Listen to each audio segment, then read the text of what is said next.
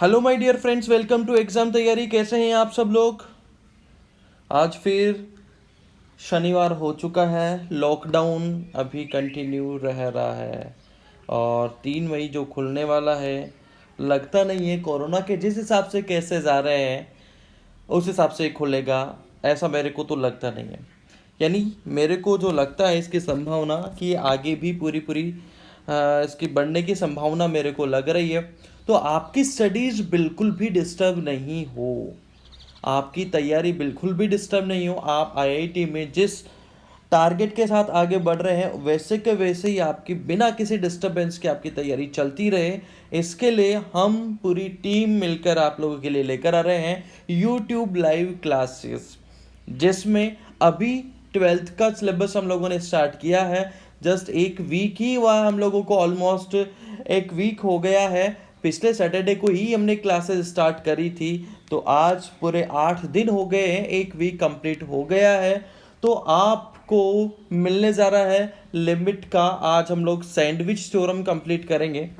लेकिन यार एक नाराज़गी है आप लोगों से, आप लोग इसको लाइक नहीं कर रहे या शेयर नहीं कर रहे हैं, जिससे अभी यहाँ पर क्राउड कम बढ़ रहा है। तो आपको चाहिए कि ज़्यादा से ज़्यादा इसको लाइक करें, शेयर करें एंड सब्सक्राइब अगर अभी तक आपने नहीं किया है तो सब्सक्राइब करें और लास्ट तक पूरा वीडियो देखें, ताकि डिफरेंट डिफरेंट एस्पेक्ट्स के जेईई में किस टाइप के क्वेश्चंस पूछे जाते हैं, बिल्कुल कोटा पैटर्न पे, कोटा में जिस टाइप से करवाया जाता है उसी तरीके से मैं यहाँ पर करवा रहा हूँ। मैं अपना जितना भी एक्सपीरियंस कोटा का है, 7 ईयर्स का मेरा एक्सपीरियंस है कोटा, वहाँ के top institute Allen career institute का मेरा एक्सपीरियंस है, तो वो मैं आप लोगों के साथ में यहाँ पर शेयर कर रहा हूँ। ठीक है, मेरे साथ में ही यहाँ पर वरुण सर आपको फिजिक्स के लेक्चर्स डिलीवर कर रहे हैं, काफ़ी टैलेंटेड फैकल्टी हैं, एंड विवेक सर जो कि आपको केमिस्ट्री डिलीवर कर रहे हैं। उसके अलावा 9th 10th की भी हम लोगों ने क्लासेस स्टार्ट करी है, तो वहाँ पर भी आप अपने छोटे भाई बहन या जो भी आपके रिलेटिव्स हैं उनके साथ में इंफॉर्मेशन शेयर कर सकते हैं। ये 11th का एंड 12th का शेड्यूल आप लोगों के सामने। फिजिक्स की जो क्लास है वो 9 o'clock होती है 11th के लिए, 10 o'clock होती है केमिस्ट्री के लिए, केमिस्ट्री क्लास, और 11 बजे मैथमेटिक्स की क्लास होती है मॉर्निंग में। 11th का ये शेड्यूल है। 12th का भी सिमिलर सीक्वेंस है, फिजिक्स केमिस्ट्री मैथ 4 बजे, 5 बजे एंड 6 बजे, तो फॉलो करना बिल्कुल भी आपको नहीं भूलना। ये 2 क्वेश्चन मैंने आप लोगों को लास्ट क्लास में दिए थे होमवर्क के लिए। आई होप कि ये दोनों क्वेश्चंस आप लोग करके आए होंगे, ये दोनों क्वेश्चंस आप लोग करके आए होंगे भाई, करके आए हो ना सब लोग।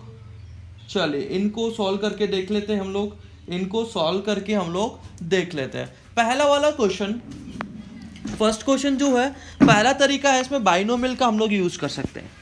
फर्स्ट अप्रोच क्या है, इसमें हम लोग बाइनोमियल एक्सपेंशन का यूज़ कर सकते हैं, और उसके साथ में इसमें हम लोग एक फॉर्मूला हम लोगों ने देखा था फैक्टराइजेशन के टाइम पे। फैक्टराइजेशन, लिमिट यूजिंग फैक्टराइजेशन जब हम लोग कर रहे थे तो उसी टाइम पे हम लोगों ने देखा था एक फॉर्मूला, उसका भी हम लोग यहाँ पर यूज़ कर सकते हैं। तो पहले मैं उसी से बता देता हूँ। यहाँ पर न्यूमरेटर में अगर ध्यान से देखोगे तो a power 1/2 minus b power 1/2 लिखा हुआ है। ठीक है, तो यहाँ पर न्यूमरेटर में क्या लिखा हुआ है, a power 1/2 minus b power 1/2, ऐसा इसको सोचना है। इसको हम लिख सकते हैं a minus b upon a power 1/2 plus b power 1/2। इसको इस तरीके से हम लोग कन्वर्ट करके लिख सकते हैं। ठीक है, ये हमारे को रिजल्ट यूज़ करना है। एक तो डिनोमिनेटर पे आइए, डिनोमिनेटर में क्या लिखा हुआ है, a power 1/3 minus b power 1/3, तो इसको हम क्या लिख सकते हैं भाई, a cube minus b cube का जो फॉर्मूला होता है वो अप्लाई करेंगे एक तरीके से यहाँ पे। तो यहाँ पर आ जाएगा इसका क्यूब, इसका क्यूब यानी क्या हो जाएगा, a क्यूब एक तरीके से माइनस समथिंग का क्यूब, यानी यहाँ पर हो जाएगा b। भाई b पावर 1/3 का क्यूब क्या होगा, b हो जाएगा। डिनोमिनेटर में आ जाएगा a power 2/3, b power 2/3, ab power 1/3, ये बन जाएगा यहाँ पर। ठीक है, यहाँ पर इन दोनों रिजल्ट्स का हम लोग यूज़ करेंगे। ठीक है भाई, इस क्वेश्चन को पहले मैं नेक्स्ट पेज पे ले जाता हूँ, सेकंड को। सेकंड क्वेश्चन थोड़ा सा इजी क्वेश्चन है, ये हो जाना चाहिए था आप लोगों को, जैसे एक छोटे से कंसेप्ट के ऊपर बेस्ड ये क्वेश्चन है, छोटे से कंसेप्ट के ऊपर बेस्ड ये क्वेश्चन है, इजी क्वेश्चन होना चाहिए था। चलिए अब आइए यहाँ पर न्यूमरेटर में ये रिजल्ट मैं अप्लाई करता हूँ, तो यहाँ पर लिमिट जो हमें कैलकुलेट करनी है वो क्या लिखी हुई है, लिमिट एक्स अप्रोचिंग टू 1। ठीक है, न्यूमरेटर में लिखना है अपने को a माइनस बी यानी x square plus 3 minus b, b यानी इसका स्क्वायर, तो यहाँ पर हो जाएगा एक्स स्क्वायर प्लस 3 माइनस 4 आ जाएगा, माइनस क्या आ जाएगा 4 अपॉन डिनोमिनेटर में क्या आ जाएगा, डिनोमिनेटर में आ जाएगा square root of x square plus 3 minus plus 2 हो जाएगा, a power 1/2 plus b power 1/2। ठीक है, यही काम हम डिनोमिनेटर में करेंगे।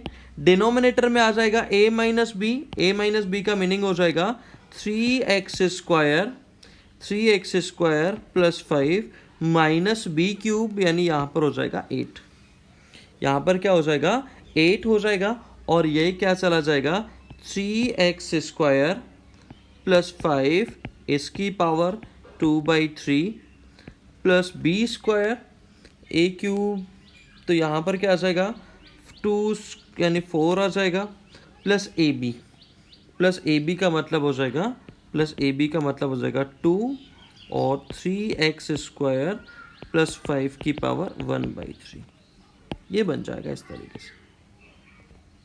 ठीक है ना, इस फॉर्म में पूरी तरीके से कन्वर्ट हो गया। चलिए ठीक है भाई,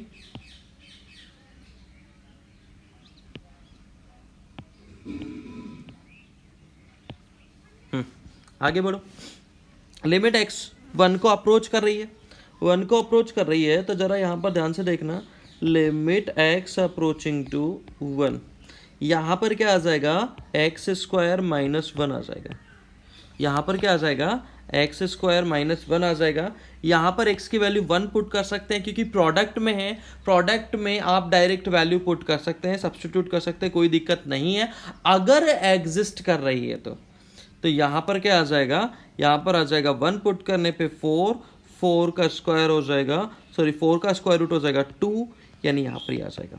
यहाँ पर अगर x की वैल्यू 1 पुट करते हैं, ये लिमिट भी एग्जिस्ट कर जाएगी अलग से, यहाँ पर इसकी लिमिट भी एग्जिस्ट कर जाएगी, तो ये क्या हो जाएगा आपका 1 पुट करने पे 1 पुट अगर करते हैं तो 5 3 8 की पावर 2/3, यानी ये कितना हो जाएगा 4 हो जाएगा, फिर 4 यहाँ पर लिखा हुआ है, फिर यहाँ पर आ जाएगा 2 और 8 की पावर 1/3, यानी ये 2 हो जाएगा।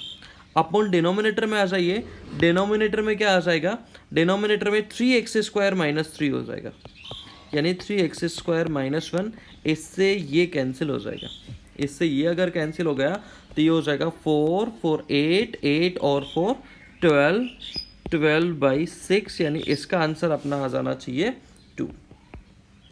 इसका आंसर क्या आ जाना चाहिए 2 आ जाना चाहिए। इसमें आप बाइनोमियल एक्सपेंशन भी आप अप्लाई कर सकते हो, ये आप खुद करके देखिएगा। ठीक है गाइस, चलो आगे बढ़ते हैं।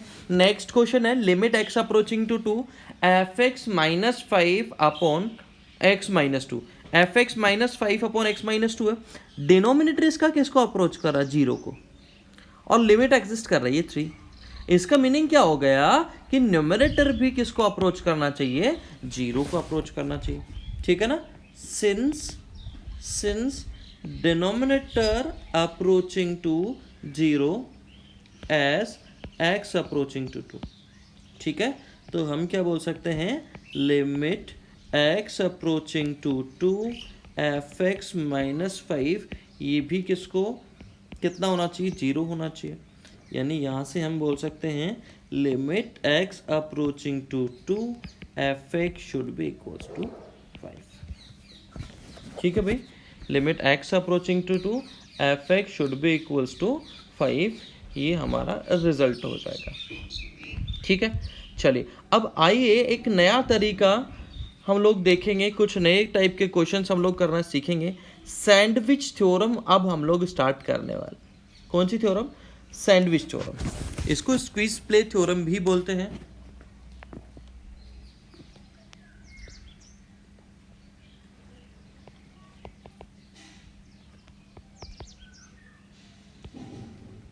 सैंडविच थ्योरम हम लोग देखेंगे। सैंडविच थ्योरम क्या बोलती है, इफ स्टेटमेंट लिख लेते हैं पहले इसका, इफ एफ एक्स, मान लीजिए तीन फंक्शन है, f x, g x and h x are three functions, ठीक है ना। F x, g x, h x तीन फंक्शंस है, सच दैट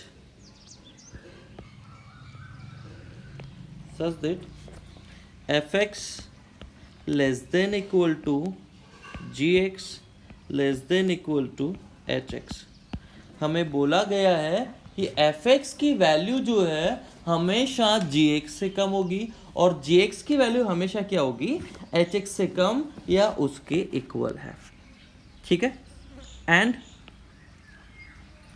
लिमिट अगर मैं निकालता हूं एफ एक्स की, limit x approaching to a f x equal to l आ रही है मान लो, और यही लिमिट किसकी आ रही है, यही सेम लिमिट किसकी आ रही है, यही सेम लिमिट आ रही है x approaching to a h x की, ठीक है ना भाई। इसकी लिमिट हम निकाल नहीं पा रहे हैं, इसकी लिमिट हम निकाल नहीं पा रहे हैं।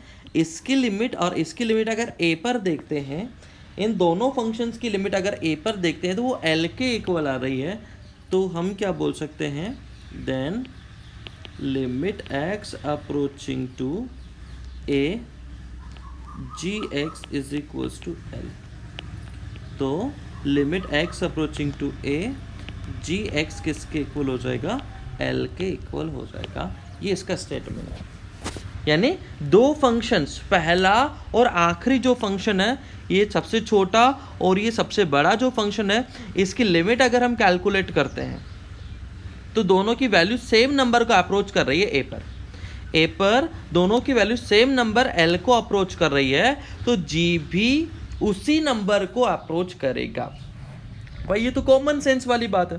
भाई जी जो फंक्शन है वो एच एक्स से छोटा है और एफ एक्स से बड़ा, दोनों के बीच में एक तरीके से क्या हो रहा है, सैंडविच हो रहा है।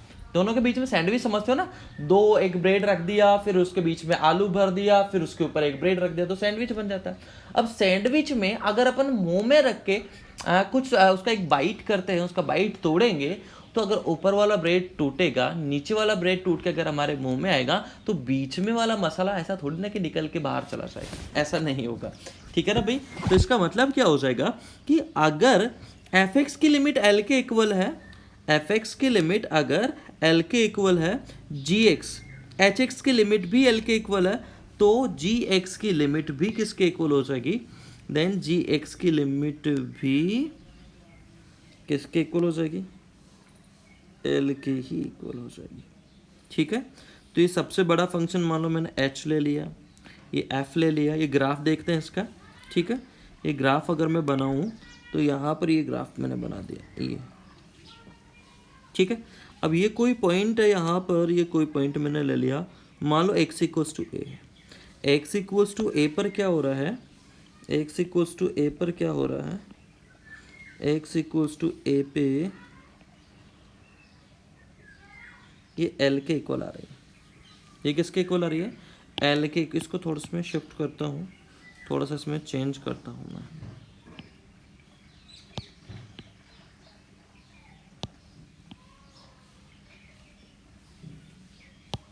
जरा ग्राफ देखिएगा, थोड़ा तरीके से ड्रॉ किया जाए ग्राफ।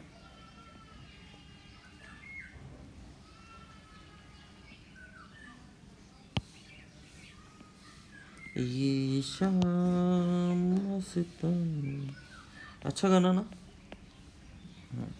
ठीक है भाई। अब हमारा जो जी एक्स फंक्शन है वो कुछ इस तरीके से मान लो मैंने ड्रॉ कर दिया,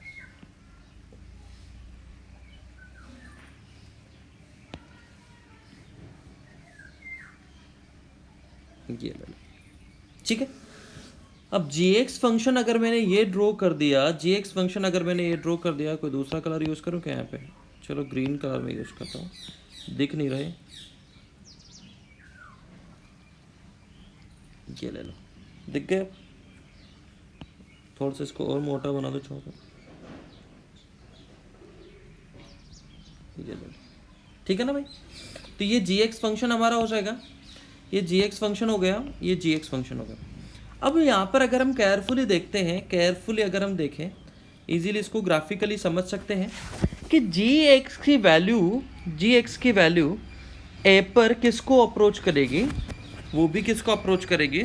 फ्रॉम ग्राफ हम लोग ये चीज़ नोट कर सकते हैं, फ्रॉम ग्राफ, इसको ग्राफिकली अगर देखें, जी एक्स जो फंक्शन होगा वो किसको अप्रोच करेगा, जी एक्स फंक्शन अप्रोच करेगा एल को as x approaches to a. ठीक है भाई, as x approaches to a. Clear है? कोई कन्फ्यूजन इसमें? कोई कन्फ्यूजन है भाई इसमें? कोई कन्फ्यूजन इसमें होना ही नहीं चाहिए। चलिए एक दो क्वेश्चंस करके देखते हैं, बहुत ज़्यादा क्लियर हो जाएगा और ज़्यादा इसको क्लियरिटी आ जाएगी। एक क्वेश्चन करते हैं ज़रा।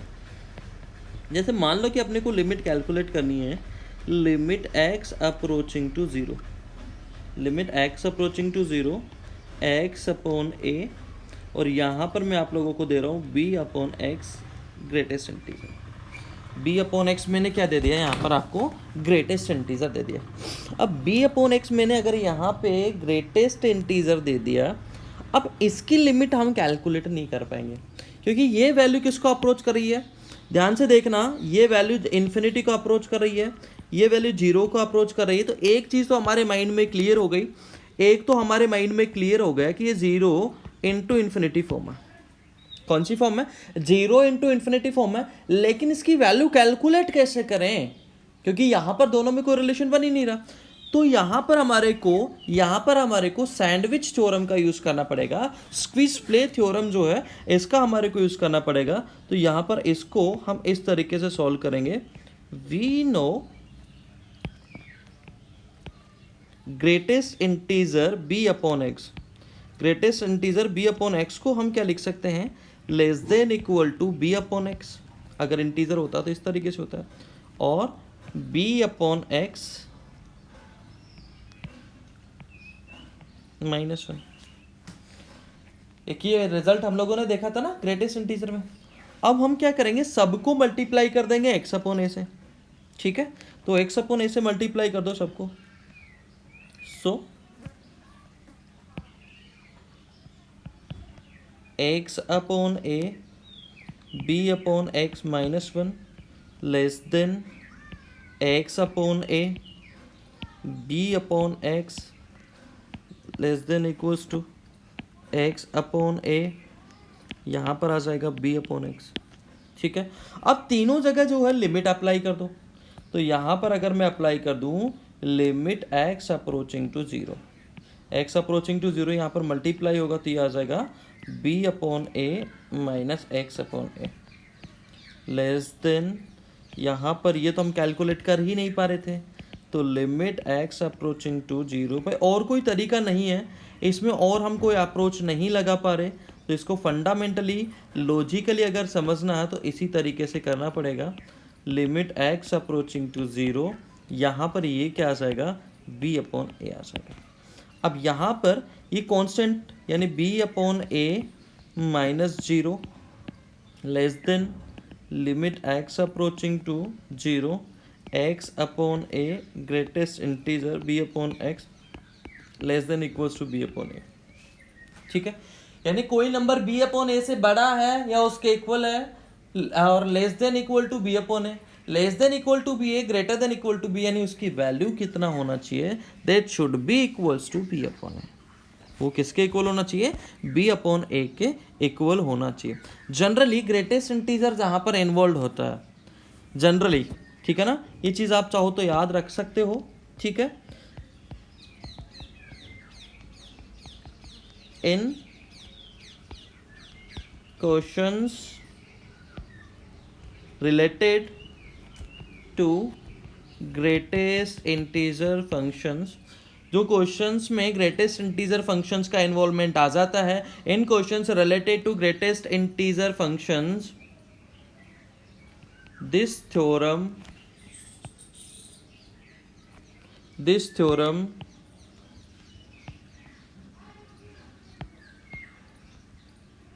will be फ्रीक्वेंटली यूज्ड, ठीक है, फ्रीक्वेंटली यूज्ड। जब भी ग्रेटेस्ट इंटीजर फंक्शन का इन्वॉल्वमेंट आ जाएगा तो हमारे को इस थ्योरम का यूज फ्रीक्वेंटली करना रहेगा, जब भी, ठीक है ना भाई। जब भी ग्रेटेस्ट इंटीजर फंक्शंस का इन्वॉल्वमेंट आ जाएगा तो इस थ्योरम का यूज हम लोग फ्रीक्वेंटली करेंगे। जैसे एक क्वेश्चन मैं आप लोगों को और दे रहा हूं, लिमिट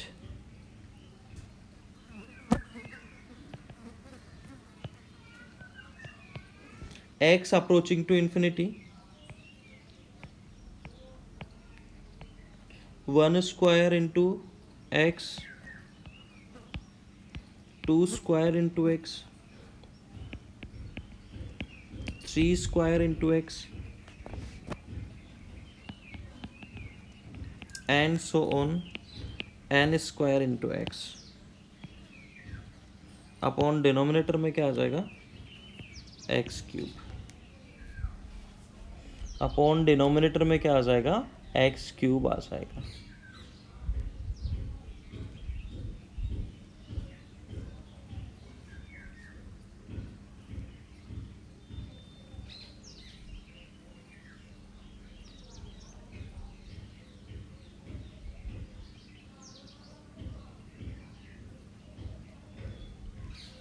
नहीं यार, यहाँ पे थोड़ी सी हमने मिस्टेक कर दी, ये एन क्यूब होगा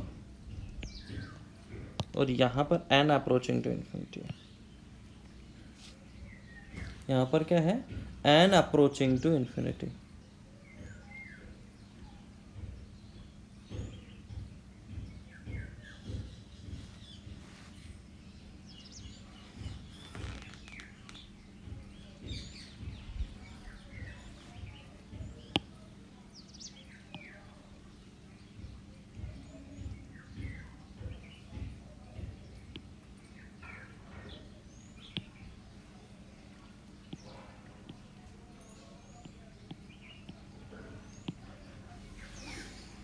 कीजिए, सोल्व कीजिए भाई।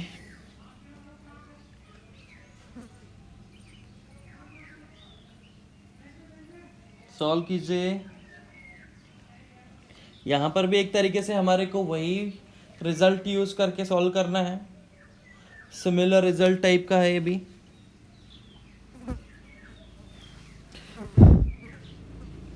अभी जस्ट हमने किया सैंडविच थ्योरम का यूज, उसी तरीके से इसको सॉल्व करना है, इसको भी उसी तरीके से सॉल्व करके देखना है, इसको भी उसी तरीके से सॉल्व करके देखना है। थोड़ा सा डिफिकल्ट हो गया आई थिंक, थोड़ा सा ये डिफिकल्ट साइड में चला गया। चलिए कोई बात नहीं, ट्राई कीजिए, दिमाग लगाइए। एन अप्रोचिंग टू इन्फिनिटी है ना, यहाँ पर लिखा हुआ क्या, जरा ध्यान से समझना। यहाँ पर जो लिमिट हमें कैलकुलेट करनी है वो है limit n approaching to infinity. इसको मैं ऐसा लिख रहा हूँ, sigma r equals to 1 to n r square into x. Sigma की फॉर्म में लिख दिया, जो भी रिजल्ट था उसको, जो भी रिजल्ट था उसको किसकी फॉर्म में लिख दिया, सिग्मा की फॉर्म में हमने लिख दिया। सिग्मा की फॉर्म में अगर लिख दिया, अब यहाँ पर आगे बढ़ते हैं। अब ग्रेटेस्ट इंटीजर में जैसे हमने लास्ट वाले क्वेश्चन में करा था कि greatest integer x is less than equal to, greatest integer x is less than equal to x and greater than x minus 1। इस रिजल्ट का हम अगर यहाँ पर यूज करें तो यहाँ पर हम क्या बोल सकते हैं, यहाँ पे हम क्या बोल सकते हैं, we know greatest integer of r square into x, greatest integer of r square into x. थोड़ा सा मैं इसको ज़्यादा उससे करूँगा, इन क्यूब, यहाँ पर ये सिग्मा भी लगा देता हूँ, मैं सब कुछ कर लेता हूँ, ऐसा करता हूँ। तो sigma r equals to 1 to n, r equals to 1 to n, ये क्या होगा, लेस देन इक्वल्स टू होगा sigma r equals to 1 to n r square into x. क्या आ जाएगा यहाँ पे, r square into x upon n cube. ठीक है भाई, डिनोमिनेटर सॉरी न्यूमरेटर में जो ग्रेटेस्ट इंटीजर था उसमें मैंने सब्स्टिट्यूशन लगा दिया। जो ये वाला सब्स्टिट्यूशन होता है, कौन सी प्रॉपर्टी होती है, greatest integer x less than equal to x greater than equals to x minus one, ये रिजल्ट मैंने यहाँ पर यूज़ कर लिया। तो यहाँ पर भी इसी तरीके से आ जाएगा। यहाँ पर क्या आ जाएगा भाई, यहाँ पर राइट हैंड साइड में हमारे को मिल जाएगा, राइट हैंड साइड में हमें क्या मिल जाएगा, राइट हैंड साइड में मिल जाएगा sigma r equals to 1 to n r square x. ठीक है, और सब में से 1 माइनस होगा, तो इसमें से 1 माइनस में और कर देता हूँ, अपॉन डिनोमिनेटर में क्या आ जाएगा, n आ जाएगा, और सब जगह limit n approaching to infinity लगा दो। यहां पर भी लगा दिया limit n approaching to infinity. ठीक है, यहां पर भी limit n approaching to infinity लगा दो। ठीक है, और लास्ट वाले पार्ट में भी limit n approaching to infinity लगा देंगे। ये लो जी। ठीक है, अब ये तो हमारे को कैलकुलेट करना ही है। नेक्स्ट पेज पे चलें, नेक्स्ट पेज पे चलते हैं। अब इसको मैं ऐसा करता हूँ, कॉपी पेस्ट कर लेता हूँ, बाद में हटा देंगे आगे वाला पेज से।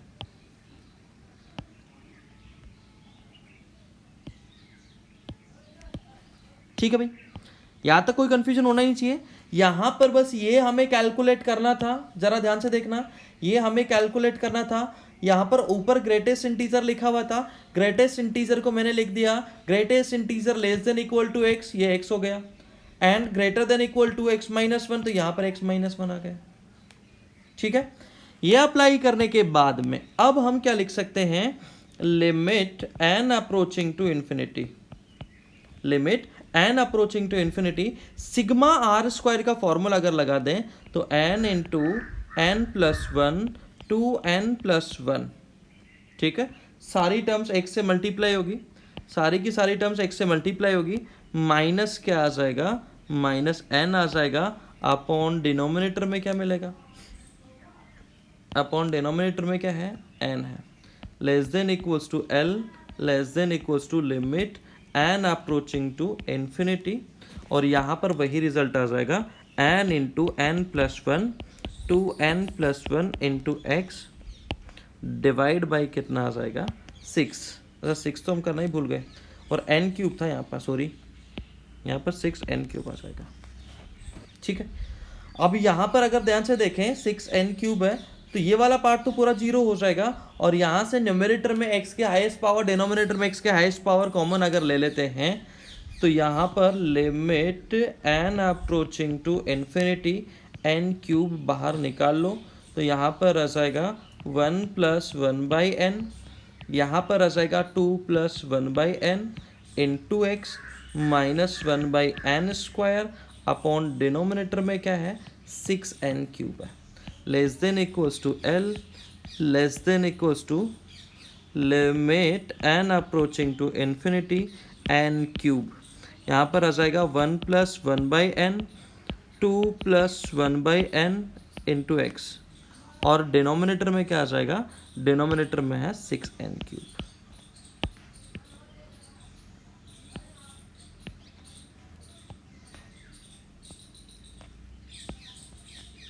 ठीक है जी, अब क्या क्या, ये वैल्यू जीरो को अप्रोच कर रही है, ये वैल्यू जीरो को अप्रोच कर रही है, ये वैल्यू जीरो को अप्रोच कर रही है, ये वैल्यू जीरो को अप्रोच कर रही है, ये वैल्यू जीरो को अप्रोच कर रही है, और क्या होगा, एन क्यूब से एन क्यूब, एन क्यूब से एन क्यूब कैंसिल हो जाएगा।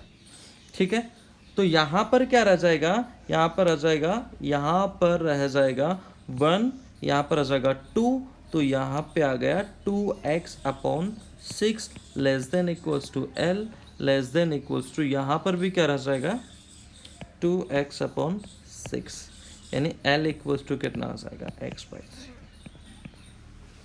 लिमिट किसके इक्वल आ जाएगी, x बाई 3 के इक्वल लिमिट आ जाएगी, लिमिट किसके इक्वल आ जाएगी, x बाई 3 के इक्वल आ जाएगी। चलिए, तो ध्यान रखना है ग्रेटेस्ट इंटीजर का, आपको स्पेशली ग्रेटेस्ट इंटीजर का आपको स्पेशल ध्यान रखना है। चलिए ये क्वेश्चन करके देखिए, ये क्वेश्चन करके देखिए, limit x approaching to 0, limit x approaching to 0, x square sine 1 by x, ये सोल्व कीजिए। ठीक है, थर्ड के बाद में ये क्वेश्चन आप सोल्व कीजिए, थोड़ा सा एक दो अच्छे क्वेश्चंस मैं आपको दे रहा हूँ। Limit x approaching to infinity, two minus cos x upon x plus 3। ठीक है, चलिए सॉल्व कीजिए दोनों क्वेश्चन सॉल्व कीजिए भाई फटाफट फास्ट। एक और क्वेश्चन मैं आपको दे देता हूँ। इफ एफ कोई फंक्शन है 1 से infinity to 0 to infinity,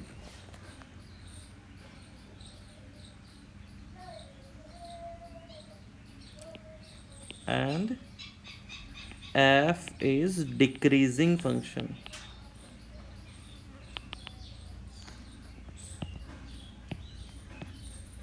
f क्या है, डिक्रीजिंग फंक्शन है, सच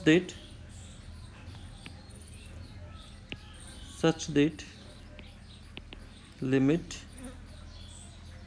x approaching to infinity f4x upon f8x equal to 1, then value of limit x approaching to infinity f6x upon f8x, ये आपको कैलकुलेट करना। हाँ जी, थर्ड हो गया क्या? थर्ड इजी क्वेश्चन हो जाना चाहिए अब तक। थर्ड एक इजी क्वेश्चन है, अब तक हो जाना चाहिए था भाई।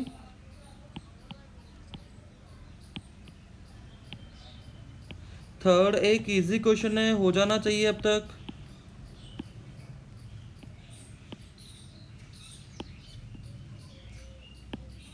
थर्ड एक इजी क्वेश्चन है, अब तक हो जाना चाहिए। थर्ड एक इजी क्वेश्चन है, अब तक हो जाना चाहिए। ध्यान से देखो भाई, यहाँ पर ये वैल्यू कहाँ से कहाँ अप्रोच करेगी। x कितना भी बड़ा हो, कितना भी छोटा हो, कुछ भी हो, ये वैल्यू जो है -1 से 1 में जाएगी। और ये किसको अप्रोच कर रहा है? 0 को। ठीक है ना भाई? तो यहाँ पर मैं क्या बोल सकता हूँ, कि सैंडविच थ्योरम अगर अप्लाई करता हूँ तो L less than equal to limit x approaching to 0, इसकी हाईएस्ट वैल्यू 1 हो सकती है। तो यहाँ पर x² इंटू 1 आ जाएगा, और यहाँ पर आ जाएगा limit x approaching to 0 x² into -1, x² into क्या आ जाएगा? -1 आ जाएगा। x² इंटू क्या आ जाएगा? -1। ठीक है, और दोनों वैल्यू किसको अप्रोच करिए? 0 को। इसका मीनिंग क्या हो गया? L equals to 0। ठीक है, इसका मीनिंग क्या हो जाएगा? L equals to 0। चलिए इसको नेक्स्ट पेज पे शिफ्ट करते हैं।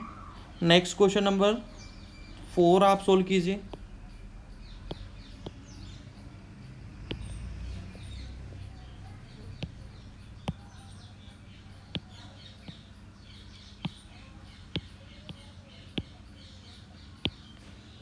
क्लियर है क्वेश्चन?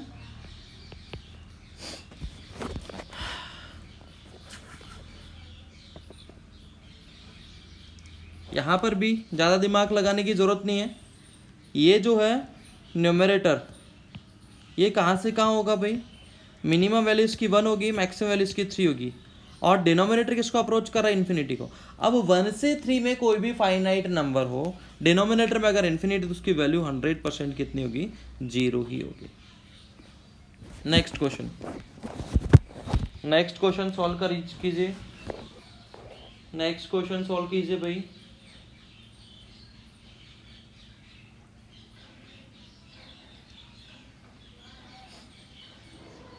नेक्स्ट क्वेश्चन ट्राई कीजिए।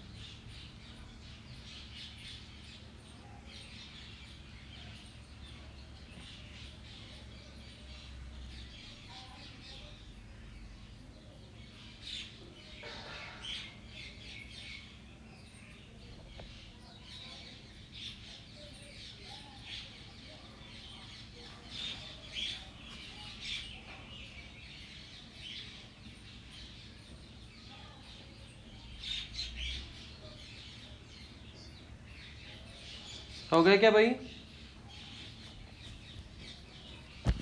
इजी क्वेश्चन है ये भी भाई। डिक्रीजिंग फंक्शन है, यानी x की वैल्यू बढ़ने पे y की वैल्यू क्या होगी?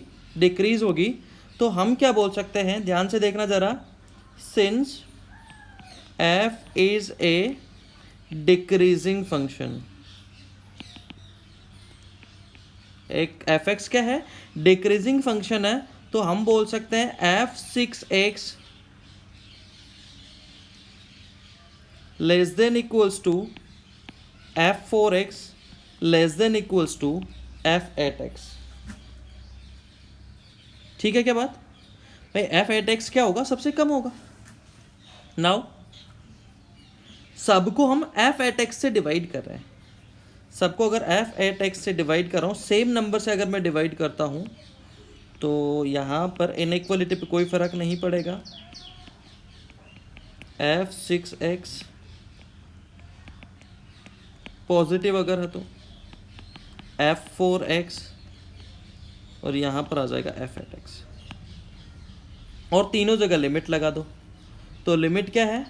x approaching to infinity f(8x) upon f(8x) less than equals to limit x approaching to infinity f(6x) upon f(8x) less than equals to limit x approaching to infinity f(4x) upon f(8x).